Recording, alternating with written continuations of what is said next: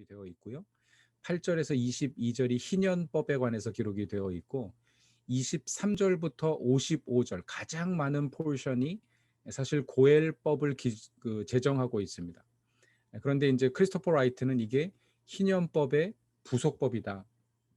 아마 구약 신학자들의 대부분이 한 80% 머저리티 오피니언이 이것은 고엘법과 관련되어 있다. 혹은 부속법이다. 이렇게 이야기하고 있는데 제가 그렇지 않다. 고엘법은 독립적인 법이고 구약 전체 흘러가는 사상이고 이것은 구속 신학을 형성하는 어떤 그런 독립적인 법 제도로 보아야 된다. 이것이 이제 제 생각이고 고엘 신학의 전제인데요. 뭐 그런 부분들 우리가 좀 살펴보도록 하겠습니다. 물론 이제 고엘이라고 하는 단어 우리가 그 히브리어로 4개를 살펴봤고 헬라어 4개를 살펴봤는데 뭐 사용된 어휘를 보자면 성경 전체 1%도 되지 않습니다. 사용 빈도수나 고엘이라고 하는 단어는 118번 사용이 됐거든요. 파다라고 하는 단어는 54번인가 5번 이렇게 사용이 됐고 그래서 뭐 전체 사용 빈도를 봐도 그렇게 많지는 않습니다. 그런데 이 고엘을 단어로 보지 않고요. 개념으로 보고 제도로 보면 이건 구약에 제정된 법과 그 법의 해석적인 적용 사례가 역사서에 기록이 되어 있기 때문에 성경에서 차지하는 비중은 훨씬 더 넓어질 수 있습니다. 그러니까 단어는 1%인데 그 개념은 혹은 그 제도는 적어도 한 10% 이상을 상회하는 그런 개념이다 이렇게 볼 수가 있고요.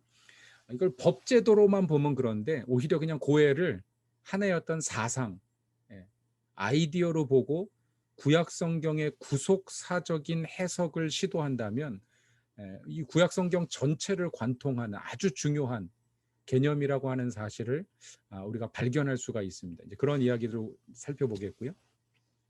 거기에 더 나가서 사실은 이 고엘은 그냥 제도나 개념으로만 흘러간 것이 아니라 오히려 이것이 신약 교회를 통해서 신학화되어서 사실은 사도 바울이 예수님이 스스로 고엘이심을 밝히시고 구속의 값을 지불하셨음을 말씀하신 그 예수님의 말씀을 인용해서 오히려 초대 교회가 하나님의 구원을 이해하는 방식으로서 고엘의 언어들을 많이 활용하고 있다는 사실을 우리가 전제한다면 어떤 신학적인 중요성은 결코 이것이 어떤 가벼운 그냥 부수적인 법이라고 볼 수 없다. 이렇게 생각을 하게 되는 것이죠.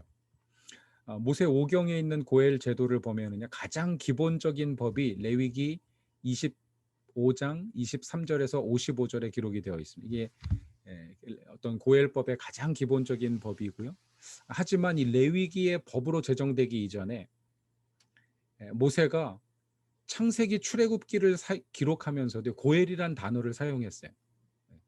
그러니까 창세기 48장 16절에 보면 야곱이 요셉의 두 아들을 축복할 때 고엘이란 단어를 사용하고요. 출애굽기 6장 6절에 우리 구스타포 구티에레츠가 해방 신학을 해석하면서 내가 너희를 구속하겠고 하나님이 고엘의 하나님이라는 사실을 말씀하시고 15장 13절에도 또다시 하나님께서 고엘이심을 말씀하시는데 이런 용례들이 왜 법이 제정되기 이전에 기록이 되었는가? 많은 신학자들은 이게 레위기 모세 5경은 모세가 기록한 것이니까 그 법을 제정하면서 과거에 있었던 사건을 고엘이라는 단어로 해석한 것이다. 그러니까 야곱이 실제로 요셉의 두 아들을 축복하고 기도하면서 고엘이란 단어를 쓴 게 아니라 모세가 이 모세오경을 기록하면서 이전에 어떤 레전드로 구전으로 내려오던 이야기를 고엘로 해석한 거다. 이게 이제 전통적인 어떤 성경 성서 신학자들의 주장이죠, 사실은. 근데 그런가 하면 저는 이제 그 의견에 반대하는 게 왜냐하면 고엘의 개념은 고대 근동 어디에서도 찾아볼 수 없습니다. 그렇다면 이 단어는 히브리적인 개념이에요. 히브리적 전통으로 내려오는 개념입니다. 그래서 오히려 하나님이 처음부터 고엘의 개념으로 야곱에게 나타나시고 야곱이 요셉의 아들들을 축복하게 하신 것이 아닌가. 그렇게 볼 수 있는 근거 중에 하나가 뭐냐면요. 이사야가 나중에 노래하면서 뭐라고 하냐면 하나님은 옛적부터 고엘의 하나님이라 불리셨습니다. 이런 그 이사야서의 기록이 있어요. 61장에 보면 하나님은 예전부터 그 이름을 구속자라 하셨나이다. 이렇게 우리 한글 성경에 번역이 되었는데 그 히브리어 성경에 보면 하나님은 예전부터 in ancient time 고래로부터 당신의 이름은 The Redeemer 고엘이셨습니다. 이렇게 이야기를 하는 것이죠. 그래서 이런 여러 가지 성경적인 전통을 볼 때 이미 고엘의 개념은 창세기부터 존재했을 수 있다. 족장 시대부터 존재했을 수 있다.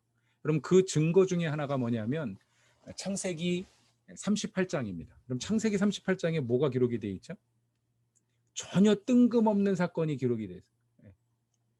앞뒤로 쭉 뭐 요셉과 야곱의 얘기가 쭉 진행이 되다가 갑자기 유다의 이야기로 전환이 됩니다.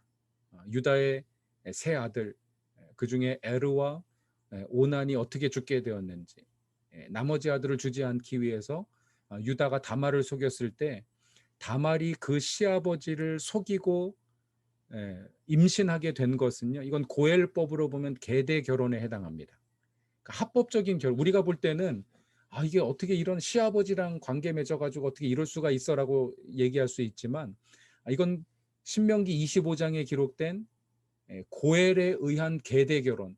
그 아들을 주지 않았으면은요. 그 아들이 그 씨를 가질 수 없으면 당연히 아버지가 그 다음 고엘이 되어야 되기 때문에 이건 고대 근동의 문화로 봤을 때 당연한 어떤 행위였다. 의로운 행위였다. 다말의 결정은 그런 해석을 우리가 내릴 수가 있는데요. 결국은 이 창세기 족장 시대에 어떤 단어가 사용됐냐 안 됐느냐가 중요한 게 아니라 이미 그런 어떤 프랙티스, 문화적인 관습이 있었던 것을 보면 고엘이라고 하는 개념, 어떤 그 실행 자체의 어떤 역사적인 근거들은 훨씬 오래전부터 우리가 찾아볼 수 있겠다라는 것이 제 생각이고요. 일단 레위기 25장의 안식년 규정 또 희년법에 이어서 나타나는 고엘 제도, 과연 이것이 하위법인가, 희년의 부속법인가, 어떤 안식년과 희년 규정의 한 부분인가. 어떤 사람 이게 이제 안식년, 희년이 다 토지 제도를 규정하는 것이기 때문에 고엘 제도도 토지법의 하나다. 이 전체가 다 토지법에 관한 것이고 고엘도 토지법의 하나다. 이렇게 이야기하는데 과연 고엘 제도가 땅 회복하는 것, 토지 회복에 관심이 있는 것인가? 이것은 하나님의 구속사라고 하는 성경 전체를 흐르는 어떤 하나의 중요한 그랜드 내러티브, 우리가 메타티올로지라고 얘기하기도 하고요. 그랜드 내러티브라고도 얘기해요. 요즘 신학은 성경 전체를 흐르는 어떤 이야기, 이 주제가 뭐냐, 여기에 관심이 있습니다. 그래서 이거를 메타티올로지 혹은 그랜드 내러티브 이렇게 이야기하는데 과연 고엘 제도로 가는 것이 하나의 어떤 법이 아니라 성경 전체를 관통하는 하나님의 구속, 그 구속사의 가장 핵심적인 개념이라고 하는 사실을 우리가 전제해 놓고 봤을 때 이것을 그냥 부가법, 하위법으로 이야기하기에는 너무 적절하지 않다 이런 생각을 하게 되죠. 바룩 레빈이라고 하는 유대교 랍비인데요. 이분은 토지 임차 규정의 부가조항이다 이렇게 얘기를 하고요. 근데 그 중에서 여러 신학자들이 다 뭐 부가법, 하위법 이렇게 얘기하는데 제이콥 밀그롬이라고 하는 구약 신학자가 이분도 이제 주이시 백그라운드를 가지고 있습니다. 그러니까 다시 말하면 굉장히 어떤 구약 성경에 관한 탁월한 신학자 중에 한 사람인데 이 제이콥 밀그롬이 주석서를 쓰면서 레위기 주석서를 쓰면서 이것은 단순한 부속법이 아니라 새로운 주제의 서론이다. 이건 전혀 다른 새로운 주제를 다루고 있다. 어떤 기본적인 원칙, 구속의 기본적인 원칙을 다루고 있다. 이렇게 이야기합니다. 그래서 제이콥 밀그롬이 처음으로 고엘의 법을 안식년과 구별된 새로운 법이다라고 이야기하는데 제가 이제 이분을 인용해서 그러므로 고엘법은 독립법으로 봐야 된다 주장을 하는 것이고요. 우리가 토지 속량법, 우리가 물론 고엘의 어떤 기본적인 주제가 토지만 속량하는 데 있지 않습니다. 나중에 39절 이하에 보면 노예 속량법, 노예로 잡혀간 친족을 구해주는 것이 중요한 법인데 그런 면에서 보면 어떤 바룩 레빈이 얘기했던 토지 임차 규정의 부가조항이다. 이건 적절하지 않은 것이죠. 왜냐하면 노예제도에 관해서 얘기하고 있는데 토지제도로 다 우리가 커버할 수가 없는 부분이기 때문에 저는 제이콥 밀그롬이 이야기한 새로운 주제 서론이고 구속법의 기본 원칙이다라고 하는 판단이 가장 정확한, 또 우리 고엘법을 독립법으로 이야기할 수 있는 신학적인 근거다라고 생각을 하고요. 이미 말씀드렸지만 이제 크리스토퍼 라이트가 희년과 고엘 제도를 구분하면서 두 가지가 다르다고 얘기했어요. 첫 번째 시기, 두 번째 목적. 희년은 50년마다 한 번, 고엘은 아무 때나 수시로 할 수 있는 것이고요.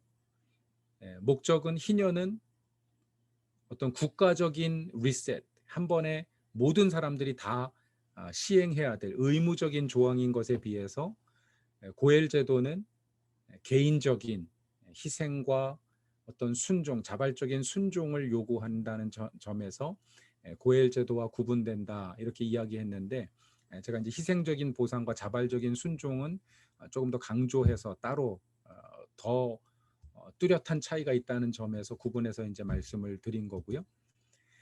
그러면 이 특별히 고엘법을 독립법으로 볼 수 있는 근거 중에 하나가 뭐냐면 바로 고대 아브라함 언약과 히타이트 언약을 비교하는, 아마 구약 신학 공부하시면서 하나님이 아브라함과 언약을 맺으실 때 그냥 out of nowhere 갑자기 언약을 맺으신 게 아니라, 아브라함은 메소포타미아 우르 제3왕조 출신입니다. 그 당시에 가장 발전했던 법의 지배 아래 어떤 조약 규정들을 잘 알고 있었던 종교적인 사람이었는데, 왜냐하면 신상을 깎아 만들던 사람이었기 때문에 그냥 일반인이 아니라 어떤 법과 규정과 종교를 이해하고 있는 사람이었는데, 바로 그 아브라함에게 나타나셔서 하나님이 맺으신 언약의 방식이 고대 히타이트 조약과 아주 유사하다는 거예요. 아마 여러분 구약 개론 시간에 배우신 내용입니다. 근데 그 조약의 내용이 뭐냐면, 첫째는 서문이 있어요. 프리엠블. 그래서 서문이라고 얘기하는데 군주의 권위를 선언하는 거예요. 나는 이 전쟁에서 이긴 뭐 누구다, 이런 걸 이제 선언하는 것을 프리엠블 서문이라고 얘기하고, 또 하나는 역사적인 진술, 내가 과거에 어떤 일을 했는지 진술하는 내용이 들어갑니다. 예. 그래서 이제 하나님이 늘 이스라엘 백성들 이삭에게 나타나시고 야곱에게 나타나실 때 뭐라고 얘기하냐면, 나는 내 조상 아브라함에게 나타나신 하나님이다, 이렇게 얘기를 해요. 역사적인 진술에 해당하죠. 아브라함을 구원하신 하나님, 야곱을 모든 환난 가운데 건지신 하나님, 이런 방식으로 소개를 하게 되고요. 그리고 나서 이제 조약, 계약의 조건들을 우리가 이제 제시를 하게 됩니다.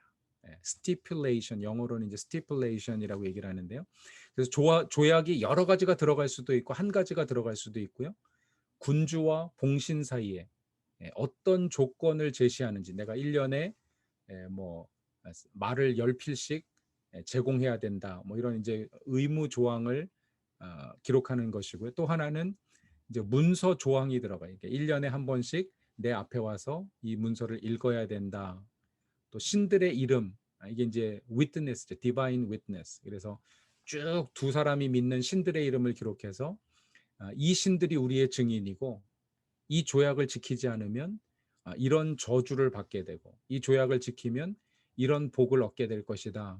이것들을 쭉 규정하는 것이 히타이트 조약문의 전형적인 형식입니다. 근데 흥미로운 것은 하나님께서 이스라엘 백성들에게 고엘 법을 주시는데 언약의 형식을 따르고 있다는 거예요. 이런 고대 근동의 조약 형식을 따르고 있다는 거예요. 앞에 안식년이나 희년법은 이런 구조를 가지고 있지 않습니다. 그런데 오히려 이 고엘 제도가 이런 구조를 가지고 있다는 것은 이것은 언약적인 율법이다, covenantal law다.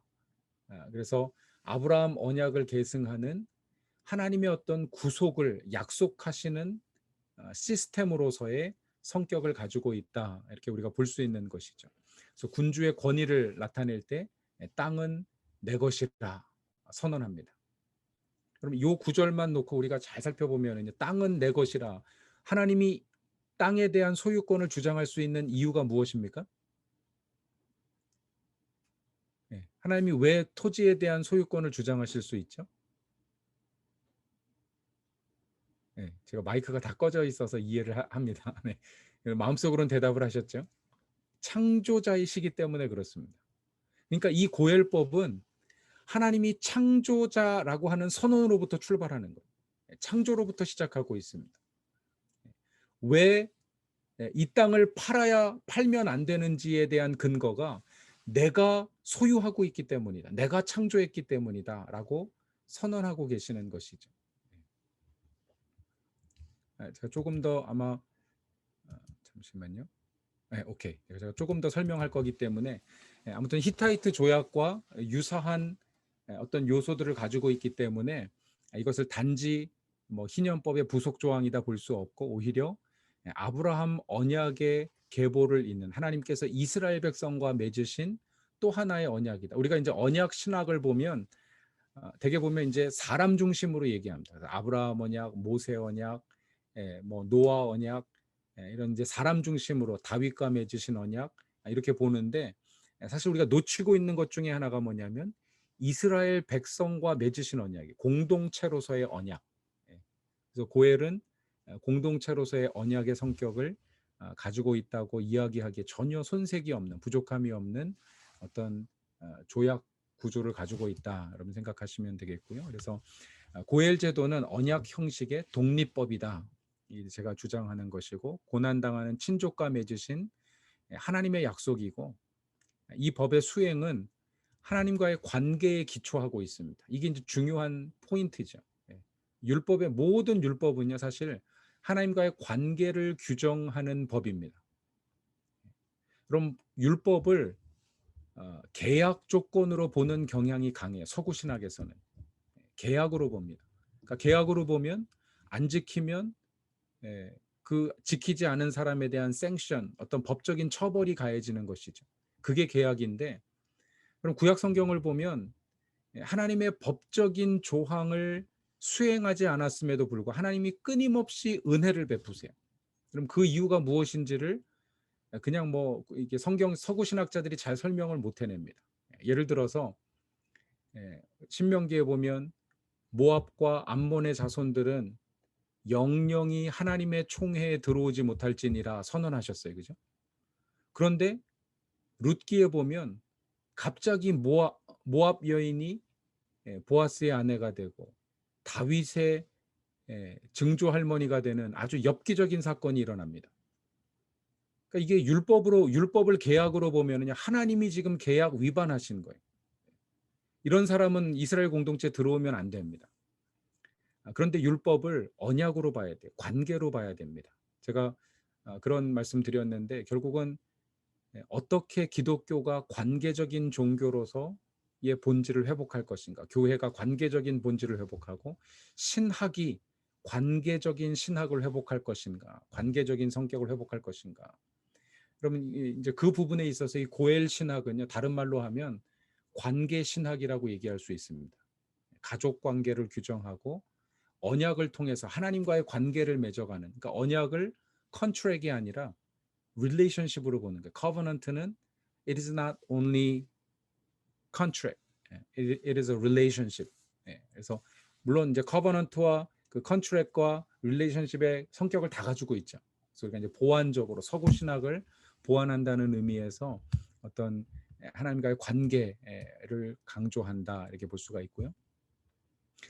또 고엘 제도는 구약 성경 전반에 흐르면서 이게 이제 모세 오경에만 나타나는 게 아니라 법으로서만 제정된 것이 아니라 역사서 또 지혜서 선지서에 계속해서 하나님이 고엘이라고 하는 사실이 강조되어 나타납니다. 또 신약의 성취로서 완성된 하나님의 구속 개념, 그러니까 구약에만 나오는 게 결국은 예수 그리스도의 십자가, 사도 바울의 구속론, 어떤 이런 부분으로 계속 연결되고 계시록에 가서 하나님의 구속의 완성된 모습을 노래하면서 이 고엘의 단어들이 사용된 것을 봤을 때 이것은 성경을 관통하는 중요한 구속의 개념입니다. 이런 이야기를 제가 드릴 수가 있고 조금 더 구체적으로 우리 레위기 25장 23절에서 55절까지의 구절들을 한번 살펴보도록 하겠습니다. 첫 번째가 이제 프리엠블 서문에 해당하는데요. 거기에 보면 이렇게 기록이 되어 있어요.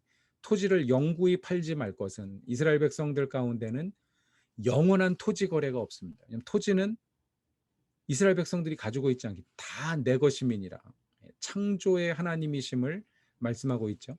두 번째로 너희는 거류민이요 동거하는 자로서 나와 함께 있느니라. 그럼 거류민 동거하는 자라고 하는 개념은 이미 출애굽하시면서 하나님이 여러 차례 반복하신 말씀인데 이스라엘에서 객과 나그네가 되었고 거류민과 동거하는 자가 되었다. 이 땅을 살아가고 있지만 이 땅에서는 나그네로 살아야 하고 우리 삶의 근본적인 중심이 바로 하나님께 있어야 된다. 나와 함께 있느니라. 임마디라고 하는 단어인데요. 우리는 하나님과 함께 있는 것이 우리 인생의 목적이라는 것입니다. 이 땅에서 소유하는 것이 목적이 아니라 삶의 가장 기본적인 중요한 태도를 선언하고 있습니다. 이게 고엘 신학의 서언이죠. 서언. 여기서 이제 우리가 던질 수 있는 질문이 하나님은 땅의 주인이라 모든 소유의 주인이라고 하셨습니다.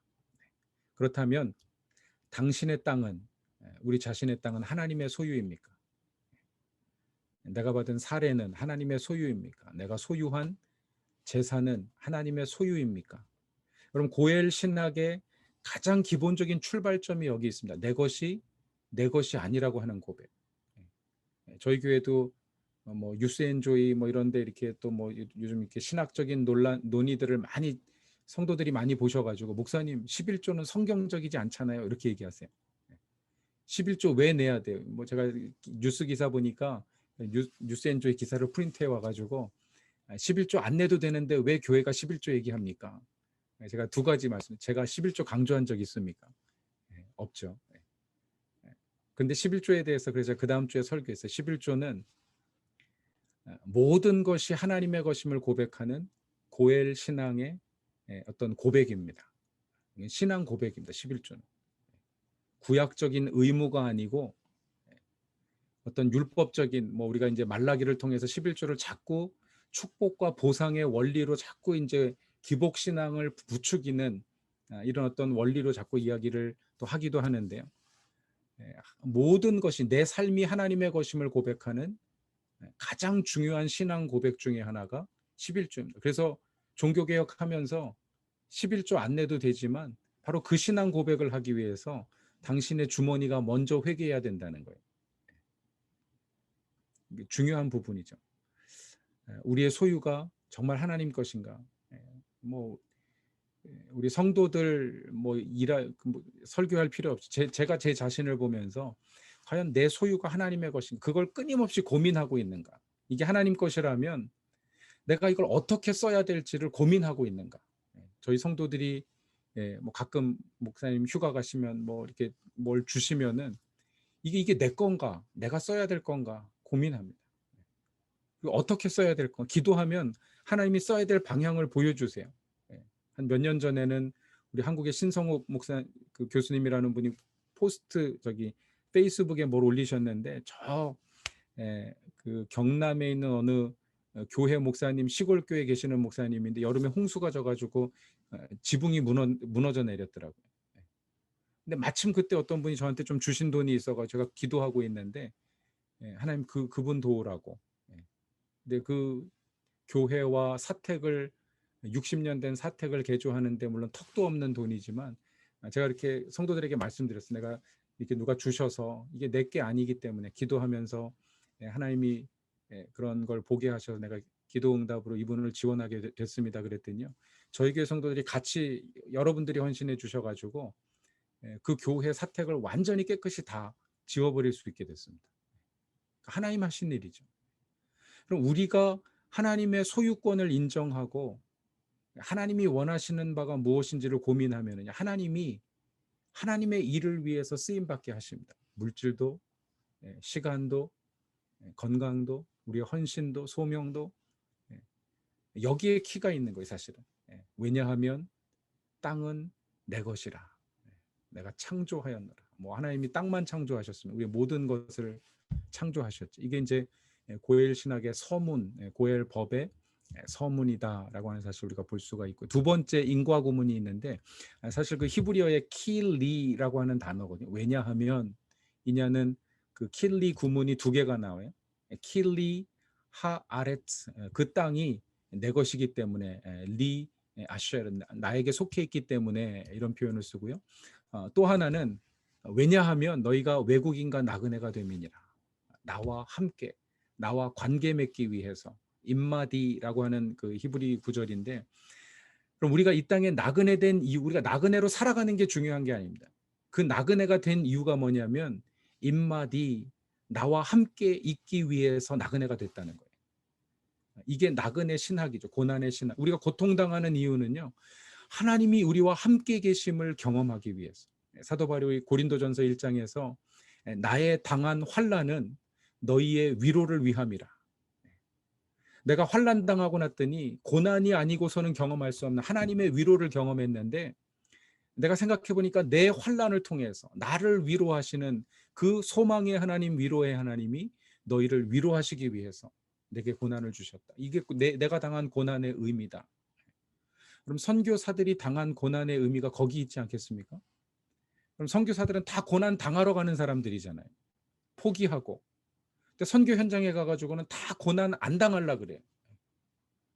하나님은 고난의 현장으로 부르셨는데, 목회도 마찬가지입니다. 사실은 고난의 현장으로 부르시는 거예요. 어떤 면에서 보면 우리가 당하는 고난을 통해서 성도들이 위로받고, 우리가 희생하는 그 보상을 바라지 않는 그 값을 통해서 교회가 살아나고, 시간을 희생하고 가족을 희생하고, 뭐 목회자의 가족을 희생해야 안 해야 되느냐, 늘 그러니까 고민인데, 오카노 목사님 돌아가시기 전에 이찬수 목사님 그렇게 물어보셨어요.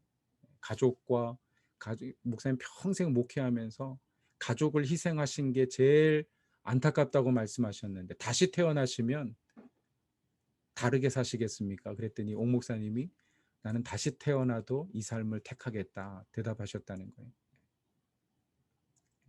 그럼 우리가 희생하면 하나님이 책임지시겠다고 하는 약속을 붙잡는 것이 중요한 거지, 내가 다 챙기고 보상을 바라고. 우리 선교사들의 보상 심리가 있습니다. 저도 선교사로 살았지만 내가 미국에서 이만큼 포기하고 왔으니까 선교지에서 이 정도는 누려도 돼. 이게 선교사들이 가지고 있는 보상 심리. 거기에서 큰 영적인 어떤 실패가 생겨나는, 사단이 노리는 것입니다. 왜냐하면 현지인들이 볼 때는 그만큼 누려도 돼가 상상할 수 없을 정도의 부를 누리고 있는 거거든요.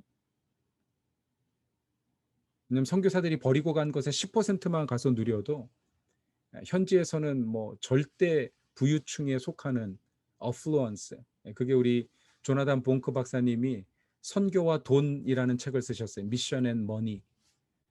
절대 다수의 선교사들이 많은 것을 포기하고 가지만 선교제 가 보니까 어플루언트하다는, 부유한 사람. 그러니까 선교사들은 부의 윤리를 공부하고 가지 않으면, 내가 부자로서 어떻게 살아야 되는지 성경적으로 공부하고 가지 않으면 돈에 다 무너지더라는 거예요. 선교사로서 타락하고 중퇴하는 수많은 선교사들의 많은 부분들이요, 돈의 문제에서 걸려 넘어. 이게 선교사가 아닌 사람들 잘 몰라요. 이건 내부자들의 이야기입니다. 선교 단체 가서 들어가 보면 다 그 문제. 우리는 100불, 200불 후원하지만 그럼 선교사들은 20개, 30개, 50개, 100개 교회 모금할 수도 있어요. 얼마나 모금하는지 우리만 모르는 거예요. 후원교회 목사님만. 그러니까 저는 선교사 경험이 있기 때문에 다 조사합니다. 선교 단체 통해서 들어오는 금액이 얼마인지. 선교 단체 통하지 않고 들어오는 거 있습니까? 물어봐요. 당황해요, 선교사님들이. 뭐 담임 목사가 그런 걸 물어보냐. 어떤 분들은 후원 안 받겠다 그래요. 그거 적어내느니 후원 안 받겠대. 받지 마시라 그러잖아요. 그럼 정말 우리가 하나님 앞에서 정말 하나님과 관계 맺기 위해서는 고난 속으로 들어가야 됩니다. 고난의 신학, 고엘의 신학은 고난의 신학인데 나그네가 돼야 돼요. 외국인이 돼야 돼요. 그래서 사실 이제 선교사들에게 필요한 신학이죠. 저는 목회자들에게 유효하다고 생각이 되고요. 첫 번째 조항에서 이 두 가지 인과구문, 너희가 외국인과 나그네가 됨이니라. 그러니까 그렇게 소외자가 되고 나그네가 되기 위해서, 고난받기 위해서 우리가 자처해야 되고요. 고난 안 받을 길과 받을 길이 있으면 늘 우리는 손해보는 길을 택해야 됩니다. 빌립보서 2장 5절에서 8절 말씀대로 너희 안에 이 마음을 품으라. 곧 그리스도 예수 안에 있는 마음이니 그는 근본 하나님과 본체시나 하나님과 동등됨을 취하지 아니하시고 자기를 비워 끝까지 낮아지시고 인간의 몸을 입고 죽기까지 순종하셨던 예수 그리스도의 그 케노시스의 신학을, 성육신의 어떤 원리, 목회적인 원리를 살아간다면 우리는 끊임없이 손해보는 쪽을 택해야 됩니다. 인상안과 어떤 뭐 절상안이 나왔을 때 절상하는 쪽으로, 손해보는 쪽으로, 내가 더 희생하는 쪽으로, 그것이 어떤 고엘의 어떤 서문이 던지는 이스라엘 백성을 향한, 왜냐하면 그게 되지 않으면은요, 고통받는 형제를 위해서 자기 재산을 팔아서 그 형제의 고난으로부터 구속하는데 이게 말이 안 되는 거예요. 이 신학이 없으면. 그 첫 번째 조항은 재산의 속량에 관한 것입니다. 그래서 레위기 25장 24절에서 34절까지 너희 형제 중에 안식년까지의 값을, 그 소득을 계산해서 땅을 팔았을 경우에, 그가 가난하게 돼서 땅을 팔아서 더 이상 먹고 살 길이 없을 때 너희 중에 가까운 친족이 가서 그 성을 속량해 주라는 것이죠. 아무 때나. 근데 흥미로운 게 성벽이 둘린 마을에 있는 집은 1년 안에 속량을 해야 됩니다. 그러니까 1년이 지나면 속량할 수가 없어요. 그러니까 안식년처럼 혹은 희년처럼 기간을 딱 주신 거예요. 그러니까 반대죠. 저쪽은 그때가 되면 완전히 다 돌려줘야 되는데 속량법은 성 안에 있으면 1년 안에 속량하지 않으면 그냥 영원한 판매가 그쪽으로 넘어가 버리는 거예요. 그래서 왜 이런 법을 규정하셨는가? 그럼 사실 이 고엘법이 친족법이라는 데 키가 있습니다. 같은 친족. 이스라엘 백성들의 성읍은요, 한 지파의 같은 문중에 부모가 같은 가족들이 모여서 성읍을 이루기 때문에 우리가 베들레헴 룻의 상황을 살펴보면 그 당시에 다 그 베들레헴 사람들이 나오미 친족들입니다. 나오미의 남편 엘리멜렉의 친족들이에요.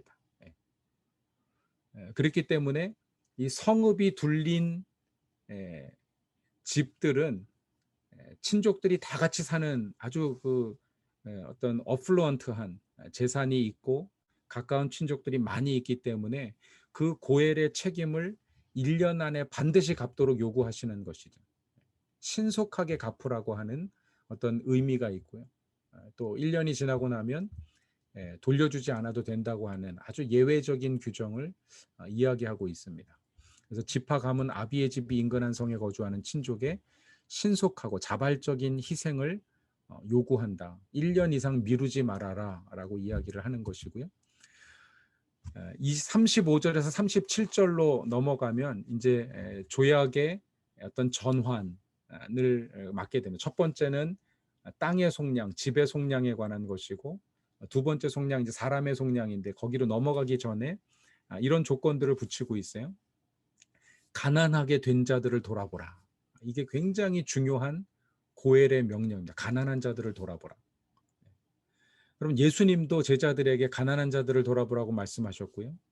그럼 초대교회 바울이 예루살렘에 올라가서 사도들을 만났는데 이 사도들이 나중에 뭐라고 그 바울이 고백하냐면 갈라디아서에 보면 사도들이 내게 가난한 자들을 돌아보라 말하였느니라 이렇게 이야기합니다.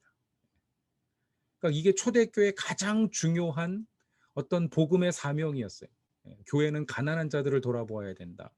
그럼 고엘법의 가장 중요한 중추, 백본이라고 할 수 있는 게 뭐냐면 이 고엘법이 왜 생겼냐면 가난해서 땅을 팔았기 때문에 혹은 가난해서 자기 자신을 노예로 팔았기 때문에 혹은 딸을, 가족을 노예로 팔았기 때문에 그 노예의 속박으로부터 구속해 주라는 것이죠. 그 가난으로 인해서 땅을 팔고 소득을 먹을 수 없는 가난으로부터 구원해 주라는 명령이 이 고엘법의 가장 핵심적인 명령인데, 여기에 흥미로운 게요. 신명기 11장 4절에 보면 땅에는 언제든지 가난한 자가 있되 이렇게 말씀합니다. 땅에는 언제든지 가난한 자가 있대. 정말 이 말씀대로 지금도 가난한 자가 있어요. 아무리 부유한 나라에 가도 가난한 사람은 반드시 존재하게 되어 있어요. 이게 신기하죠? 뭐 복지 제도가 다 커버해 줄 것 같은데 그냥 홈레스의 삶을 선택해 버리는 거예요. 센터에 들어가면 다 먹여주고 재워주고 하는데 그걸 거부하는 거예요. 그런데 11절에 보면 뭐라고 했냐면 너희 중에는 없으리라. 이 땅은 저주받은 땅은 어떤 사회적인 부조리와 불합리함을 통해서 가난한 자들을 끊임없이 생산해내지만 또 개인적인 어떤 선택이나 상처나 아픔을 통해서 그런 가난을 선택하고 살아가는 사람들이 있지만 너희 중에는 없느니라. 여러분 왜 너희 중에는 없냐면 하나님께서 내게 명령하니 손을 펼치니라. 그 가난한 자들을 돕는 것이 이스라엘 사회 하나님 주신 율법의 명령이었기 때문에 그들 중에는 가난한 자가 없는 것. 땅에는 있지만 그들 중에는 가난한 자가 없는 것. 그럼 저는 이게 어떤 교회의 또 모습이 되어야 되지 않을까. 여러분 물론 우리가 육신적인 가난함, 재정적인 가난함만 얘기하는 것이 아니고 교회는 땅에는 상처받고 고통하는 사람들이 있지만 너희 중에는 없느니라. 이런 공동체가 돼야 돼. 치유 공동체로서.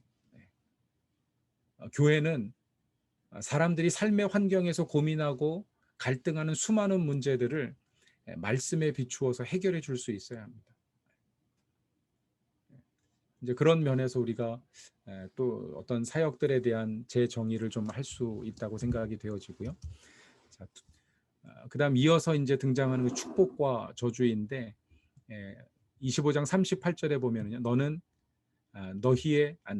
너는이 아니라 나는입니다. 나는 너희의 하나님이 되며 너희의 하나님이 된다고 하는 것이 이게 굉장히 두려운 얘기예요. 왜냐하면 하나님은 심판의 하나님, 저주하는 하나님, 질투하시는 하나님, 이미 창세기와 출애굽기를 통해서 하나님의 성품, 특성에 관해서 수많은 이야기들을 하고 있습니다. 그러니까 그 하나님이 너희의 하나님이 되겠다고 하는 것은 여호와 이레, 여호와 라파의 축복뿐만 아니라 하나님의 심판과 저주가 동시에 주어지는 이 표현 자체로서 어떤 하나님의 어떤 권위, 하나님이 가지고 계시는 신적인 속성이 인간에게 주는 어떤 경고의 메시지가 되는 것이죠. 또 하나는 가나안 땅을 너희에게 주려고, 이것이 하나님의 축복, 약속의 조항이고요. 애굽 땅에서 너희를 인도하여 낸 너희의 하나님 여호와니라. 그러니까 과거의 역사적인 우리가 historical statement, 역사적인 진술이 뒤에 있으면서 동시에 앞에 하나님이 되며라고 하는 것을 통해서 저주와 축복을 함께 암시하고 있으며 또 가나안 땅을 주시는 하나님의 보상, 약속을 이야기하고 있는 구절이고요. 두 번째 조항은 레위기 25장 39절에서 54절까지 마지막. 너무 가난해져서 땅도 팔았고 집도 팔았는데 더 이상 팔 게 없어서 자기 자신을 노예로 판 사람, 물론 이런 사람들을 희년법을 통해서 50년이 되면 다 자유하고 돌아올 수 있습니다. 그런데 50년이라고 하는 것은요, 한 세대가 간 거예요, 이미. 그러니까 한 세대는 그 다음 세대를 구원하시겠다는 이야기지, 한 세대는 그 죄의 값, 고난의 값을 져야 된다는 것입니다. 근데 그 고난의 값을 지불해 줄 누군가가, 가장 가까운 친족이 있으면 아무 때든지 그 노예 상태로부터 자유할 수 있는 것이 바로 고엘법이죠. 그래서 이 고엘법은 사람을 속량하는 법이다. 여기 보면 이제 나중에 이방인 노예에 대한 여러 가지 예외 조항들이 있는데, 이방인의 노예는 영구적으로 소유하게 되어 있습니다. 고엘 제도나 희년으로도 속량이 안 되게 되어 있는데, 이것이 어떤 인권 차별이 아니냐, 이방인들을 차별하는 게 아니냐, 이렇게 이야기하는데, 유대교 랍비인 쉬말로라고 하는 분이 뭐라고 얘기하냐면, 유대교는 노예를 고대 사회와 달리 아주 인격적으로 인권을 보장했다. 그래서 모세오경에 보면 너희 중에 있는 객이나 거주민이나 노예들도 똑같이 유월절을 지켜야 된다. 이 율법은 너희에게나 외국인에게 동일하니라. 안식일도 안식일에 쉬어야 되고요. 일 시킬 수 없어요. 노예라고. 그러니까 굉장히 인권이 보장된 법이기 때문에 오히려 히브리인에게 잡혀온 이방인 노예들을 다른 제국이나 다른 민족에게 파는 것 자체가 그들을 죽음으로 내모는 것과 같다. 이렇게 이야기하면서 오히려 이제 이방인 노예를 영구적으로 소유하는 것의 의미를 두 가지로 봅니다. 하나는 인권을 보호한다.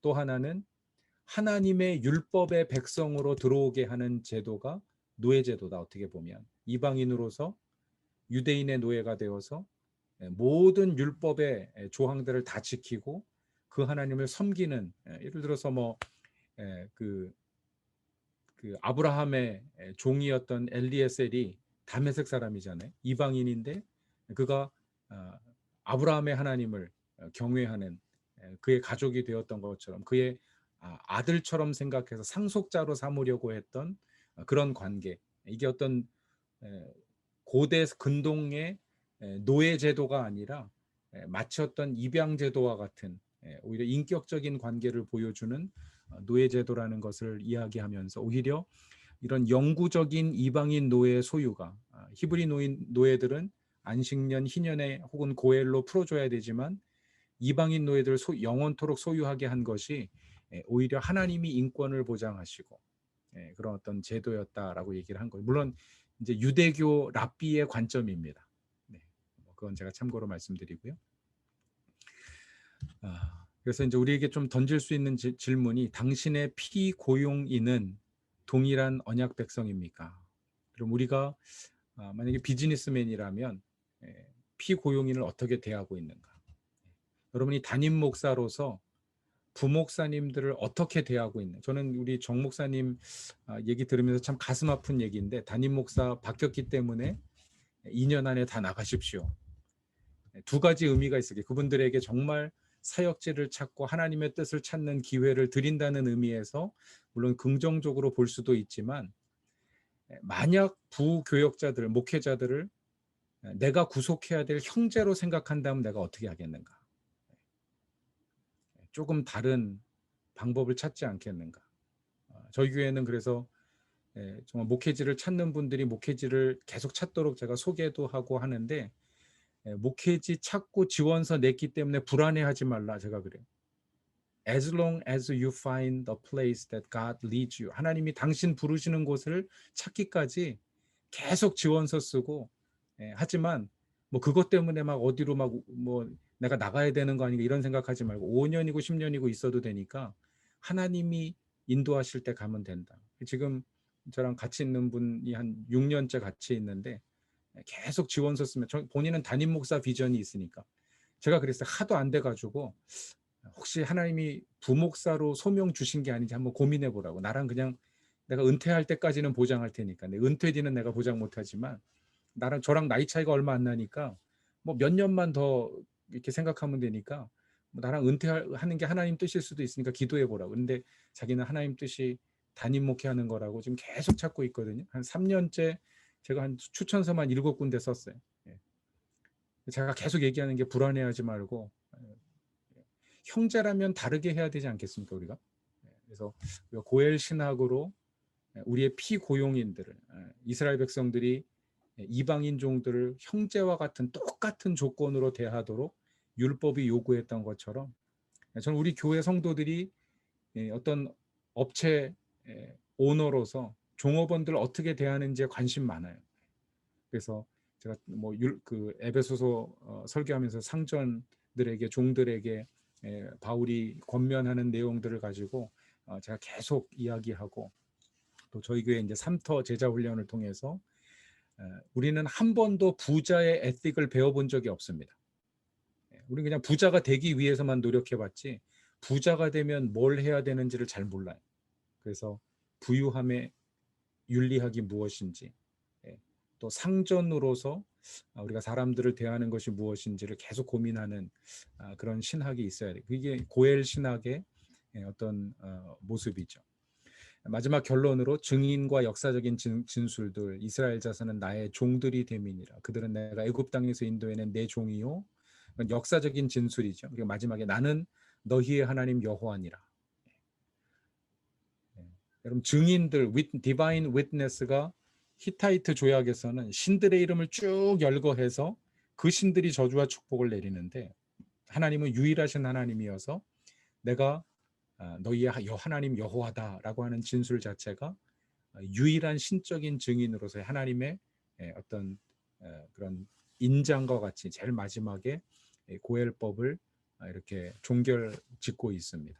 이게 이제 고엘의 기본법이고요. 여러분 기본법을 통해서도 한번 정말 이 고엘법이 가지고 있는 정신이 무엇인가, 또 성경적으로 역사적으로 어떻게 펼쳐지고 있는가를 한번 좀 고민해 보시면 좋을 것 같습니다. 그래서 어떤 고대 근동의 법조항 중에서 중요한 이제 서문과 복과 저주, 결론과 증인의 특징이 뭐냐면 역사적인 진술을 담고 있다는 거예요. 그러니까 고엘은 역사적인 하나님에 근거하고 있습니다. 내가 너희를 애굽에서 구원해낸 여호와니다. 너희도 애굽에서 나그네와 객, 외국인과 나그네가 되었음이니라. 이런 역사적인 진술을 통해서 이스라엘 백성이 이 땅의 나그네임을 계속 인식시켜 주시는 것이거든요. 사실은 교회도 그런 역할을 감당해야 됩니다. 역사의 주인이신 하나님, 역사적으로 일하시는 하나님.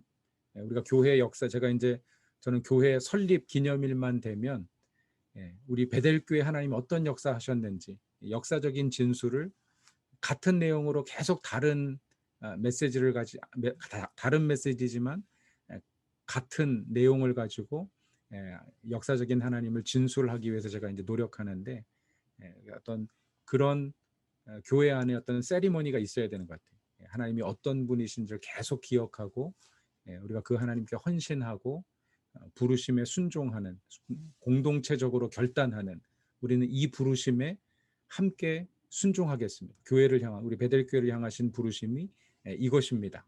함께 헌신하겠습니다. 결단하는 그런 것이, 그래서 그것이 사실 고엘 제도의 중요한 중추를 이루고 있습니다.